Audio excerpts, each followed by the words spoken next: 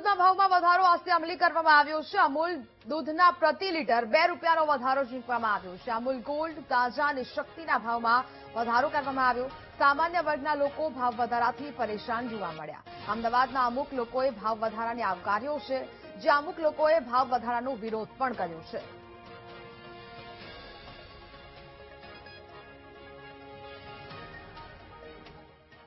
સામાન્ય માણસને પડે, બાકી બીજાઓ તો કોઈ પડતું નથી, બરાબર છે। અને આ રેગ્યુલર છે ભાવ। અત્યારે જે બધા યુદ્ધની પરિસ્થિતિ છે એના હિસાબે આ બધું જરૂરી છે।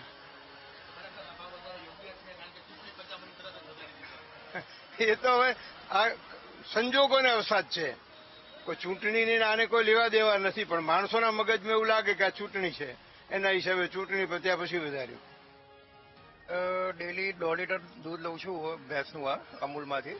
એટલે હવે એવરેજ અત્યારે લીટરે 4 એટલે 6 રૂપિયા, એટલે ઓલમોસ્ટ તમે જોવા દો તો 1 મહિનાના 180 રૂપિયા। એટલે બજેટ ઓલમોસ્ટ બધાનું ડિસ્ટર્બ થવાનું છે આના કારણે।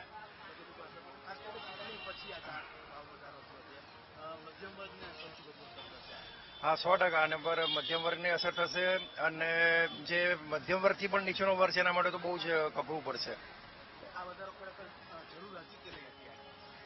હવે આમ તો જરૂર તો નહોતી, પણ અત્યારે હવે જે આ યુદ્ધની પરિસ્થિતિ છે એના બધા જે અમુક કારણો સામે આવી રહ્યા છે, તો એના કારણે હવે સરકાર પણ આમાં કશું કરી શકે એવું નથી। એટલે જે વધારો છે તો હવે છે જે હવે આપણે અપનાવવો જ પડશે।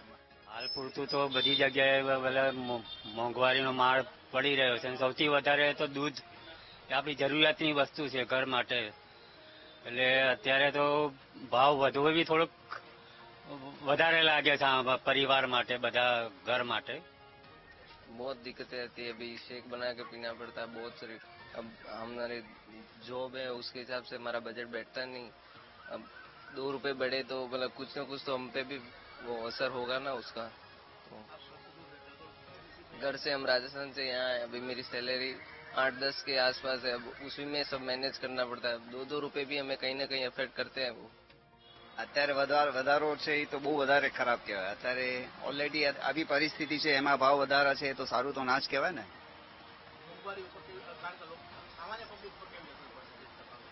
બહુ સારામાં સારી એવો અસર પડશે એમાં। લાઈક પરિસ્થિતિ ચાલે છે અને એમાં પણ આવી રીતના ભાવ વધારા આવે છે, તો હવે અમારા જેવા તો જોબ કરનારા મતલબ નોર્મલ માણસ માટે તો બહુ વધારે તકલીફ પડે ને।